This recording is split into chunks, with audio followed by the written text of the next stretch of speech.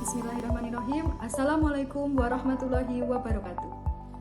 Selamat pagi semua, selamat pagi mahasiswa STAINU Pacitan Prodi Ekonomi Syariah. Bertemu lagi dengan saya Retno Ayu Cahyoning Tias pada mata kuliah Statistika Ekonomi. Bagaimana kabarnya anak-anakku? Semoga kalian semua dimanapun berada senantiasa sehat selalu.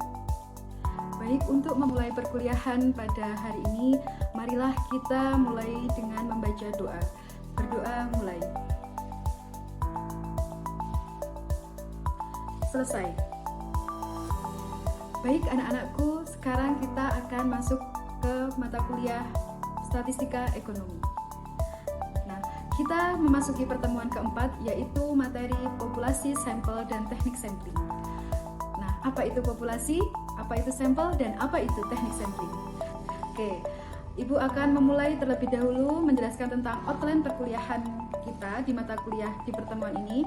Yang pertama yaitu tujuan pembelajaran, kedua konsep populasi, sampel, dan teknik sampling, dan yang keempat jenis-jenis teknik sampling, kelima konsep probability sampling, selanjutnya konsep dan definisi teknik non-probability sampling, selanjutnya nanti ada case study atau diskusi bersama, dan terakhir kesimpulan.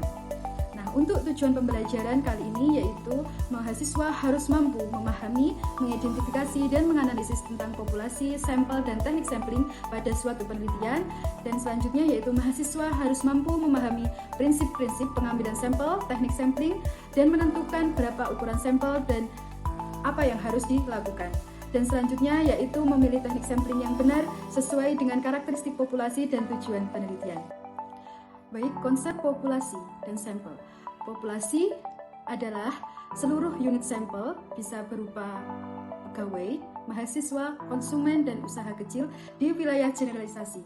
Bisa berupa dimensi ruang, misal karyawan di Kabupaten Pacitan atau mahasiswa STAINU Pacitan atau UMKM yang berada di Jawa Timur. Bisa juga dengan dimensi ketercakupan, misal usaha kecil yang melakukan ekspor atau mahasiswa ekonomi syariah, dan lain-lain.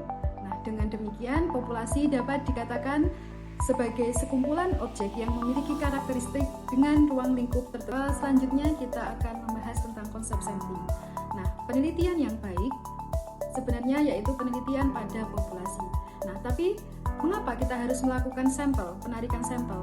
Adalah penelitian yang baik yaitu berada pada populasi. Nah, berikut adalah alasan mengapa kita harus melakukan penarikan sampel. Nah, penarikan sampel di sini ditujukan karena bila mana populasi tidak bisa atau invisible untuk diteliti, karena populasi terlalu luas, terlalu besar, dan terlalu memiliki varian yang cukup besar. Dan selanjutnya yaitu dalam penelitian tersebut, penelitian memakan biaya yang cukup mahal, sehingga jika dilakukan secara keseluruhan akan memakan biaya yang mahal dan waktu yang begitu banyak yang akan dihabiskan, sehingga perlu dilakukan penarikan sampel. Selain itu, jika penelitian tersebut memerlukan tenaga yang cukup besar, jika kita meneliti seluruh populasi, maka perlu mengambil sampel. Dan alasan berikutnya yaitu kenapa kita harus mengambil sampel adalah karakteristik pada unit sampel. Misalkan, kita akan meneliti ketahanan pada 50 peluru kendali. Nah, tidak mungkin kita akan meledakkan semua. Kita harus mengambil sampel beberapa untuk diledakkan. Atau misal kita melakukan penelitian kesehatan untuk menguji obat, kita tidak mungkin mencoba semuanya terhadap pasien atau terhadap objek penelitian. Nah, sehingga kita harus mengambil sampel. Nah, penarikan sampel dilakukan untuk menjamin visibilitas penelitian. Kita akan masuk ke dalam teknik pengambilan sampel atau sampling. Sampling dibagi menjadi dua, yaitu probability sampling dan non-probability sampling.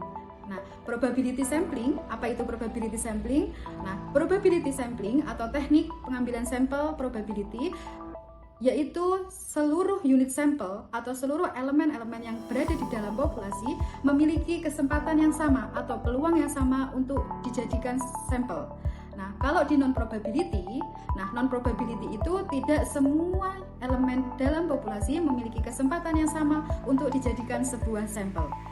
Oke, sekarang kita ke probability sampling kembali. Nah, probability sampling itu bersifat random selection atau kita melakukan penarikan unit-unit sampel secara random.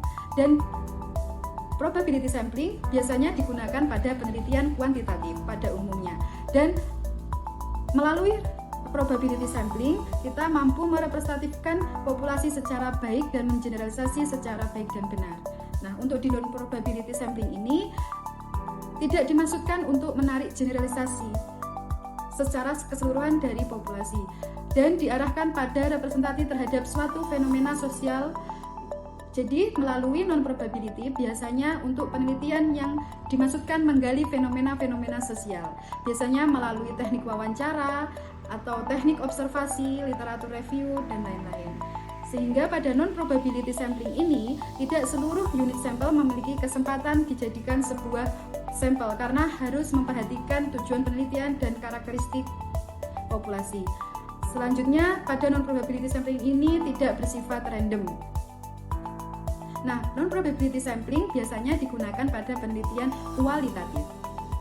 Berikut ini macam-macam dari probability sampling dan non-probability sampling. Nah, probability sampling dahulu. Probability sampling macam-macam teknik pengambilan sampelnya yaitu simple random sampling, systematic random sampling, stratified random sampling, cluster sampling, dan multi-stage sampling. Nah, untuk non-probability sampling sendiri, macam-macamnya yaitu convenience sampling, purposive sampling, quota sampling, network sampling, dan snowball sampling. Oke, kita masuk ke dalam penentuan ukuran sampel. Berapa sampel yang harus kita ambil dari suatu penelitian? Nah, berikut terdapat beberapa rumus yang dapat kita gunakan. Jika besar populasinya diketahui, teman-teman mahasiswaku bisa menggunakan rumus N sama dengan Z, nilai normal baku pada alfa tertentu bisa menggunakan alfa 5% atau 1% dan dikalikan dengan ragam populasi dibagi dengan simpangan rata-rata. Nah, untuk besar populasi yang diketahui bisa menggunakan rumus berikut. Nah, untuk besar populasi yang diketahui di sini biasanya pada umumnya teman-teman untuk memudahkan bisa menggunakan formula Solvin atau rumus Solvin, yaitu N sama dengan N kecil itu menunjukkan besar sampel. Nah, untuk N besar menunjukkan besar populasi. Jadi rumusnya yaitu N sama dengan N besar dibagi 1 plus N besar dikali error kuadrat. Nah, error di sini teman-teman bisa menggunakan antara 5% sampai 10%. Jika errornya semakin besar, maka sampel yang didapatkan juga akan semakin sedikit. Baik, dari materi yang telah Ibu jelaskan, kita akan masuk ke latihan atau case study. Nah, di sini nanti ada 2 case study. Yang pertama case study untuk probability sampling dan yang kedua selanjutnya ini nanti yaitu case study pada non-probability sampling. Nah, pertama dulu, case study yang pertama. Terdapat penelitian yang berjudul Pengaruh Orientasi Pasar dan Strategi Generik Terhadap Kinerja Perusahaan, Studi Empirik pada Industri Hotel Melati di Daerah Istimewa Yogyakarta. Nah, unit sampelnya yaitu Hotel Melati, populasinya adalah semua Hotel Melati yang ada di Provinsi Daerah Istimewa Yogyakarta yang telah terdaftar dalam Dinas DPM PTSP jumlah Hotel Melati pada tahun 2023 tersebut, waktu penelitian sebanyak 313. Nah, kerangka sampelnya yaitu terbagi menjadi beberapa kabupaten di mana 313 hotel itu tersebar di Kota Yogyakarta sebanyak 236, Kabupaten Sleman 21, kawasan wisata Kaliurang 37, dan Kabupaten Bantul 12, Gunung Kidul 6, dan Kulon Progo 1. Nah, dari penelitian tersebut sudah ada penjelasan populasi dan kerangka sampel dari populasi tersebut. Silahkan teman-teman tentukan teknik sampling apa yang cocok untuk penelitian ini dan sampel size berapa atau ukuran sampelnya berapa yang harus kita ambil dan unit observasinya adalah siapa. Nah, silahkan teman-teman pause dulu videonya dan bisa dikerjakan. Bagaimana? Sudah ditentukan untuk teknik samplingnya? Baik, kita akan bahas bersama. Nah, berdasarkan penelitian case study yang pertama, teknik sampling yang dapat kita gunakan yaitu proportional area random sampling. Nah, kenapa kok proportional area random sampling, Bu? Karena proporsional di sini kita memperhatikan banyaknya jumlah hotel di tiap daerah. Jadi di setiap daerah jumlah hotelnya tidak sama. Jadi kita harus melakukan proporsional, pengukuran yang secara proporsi, jadi setara, seimbang. Dan menggunakan setelah ditentukan banyaknya per hotel di setiap kabupaten, kita melakukan penarikan sampel menggunakan random sampling. Nah, dengan dihitung melalui rumus Solvin, teman-teman sudah menghitung dengan rumus Solvin ya. Nah, itu dengan error 5% ditemukan sampel sebanyak 175 hotel melati yang akan kita ambil sampelnya dari 313. Nah, selain rumus Solvin, teman-teman bisa membuka kembali tabel ukuran sampel. Nah, sesuai tabel, jika populasinya 313, maka ditemukan sampel sebesar 175. Jadi dari rumus Solvin dan tabel yang diketahui populasinya sudah sama ya. Baik, untuk penyebaran jumlah sampel di tiap kabupaten sebagai berikut, bisa menggunakan rumus proporsional. Jadi di kota Yogyakarta, misal terdapat populasinya hotel melati yaitu 236.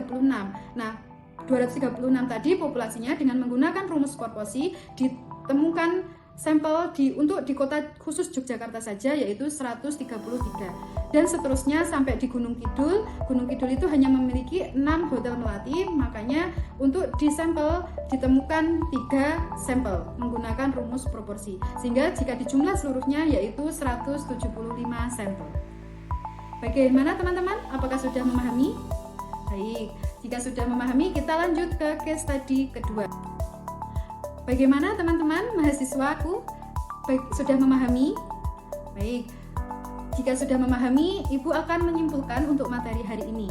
Nah, kesimpulan pertama yaitu populasi adalah sekumpulan individu atau objek yang memiliki karakteristik tertentu dan berada dalam suatu wilayah serta waktu tertentu. Nah, perlu diingat ya, jadi populasi itu selain sekumpulan objek penelitian harus memiliki karakteristik pada suatu wilayah, ada ruang lingkupnya dan pada waktu tertentu. Untuk sampel yaitu bagian dari populasi yang bersifat representatif terhadap populasi tersebut. Untuk teknik sampling terdapat 2, yaitu probability sampling dan non-probability sampling. Probability sampling di sini pengambilan sampel di mana setiap unit sampel memiliki kesempatan yang sama untuk dijadikan sebuah sampel dan memiliki sifat random. Untuk non-probability sampling yaitu teknik pengambilan sampel yang tidak semua anggota populasi memiliki kesempatan yang sama untuk terpilih menjadi sampel. Jadi harus disesuaikan dengan tujuan penelitian. Nah, selanjutnya untuk penentuan ukuran sampel atau size-nya, teman-teman dapat menggunakan rumus Solvin, tabel ukuran sampel, dan rule of thumb. Seluruh materi sudah Ibu jelaskan. Nah, selanjutnya yaitu tugas. Untuk tugas bisa teman-teman melakukan scan barcode pada layar berikut. Untuk penjelasan tugas dan lain-lain bisa dilihat pada file di dalam link berikut. Nah, teman-teman jangan lupa presensi untuk pertemuan di video kali ini. Nah, untuk next meeting, untuk pertemuan berikutnya, kita akan membahas tentang distribusi peluang kejadian. Nah, Ibu harap teman-teman sudah melakukan literatur jurnal, melakukan review jurnal, atau melakukan belajar mandiri terkait distribusi peluang kejadian, sehingga nanti saat Ibu jelaskan teman-teman sedikit memahami, sehingga pembelajaran bisa berlangsung lancar dan aktif. Baik, saya akhiri untuk pertemuan kali ini. Semoga teman-teman mahasiswa dimanapun berada senantiasa sehat dan selalu semangat untuk belajar dan berkuliah. Akhirul kalam, wabillahi taufiq wal hidayah. Wassalamualaikum warahmatullahi wabarakatuh.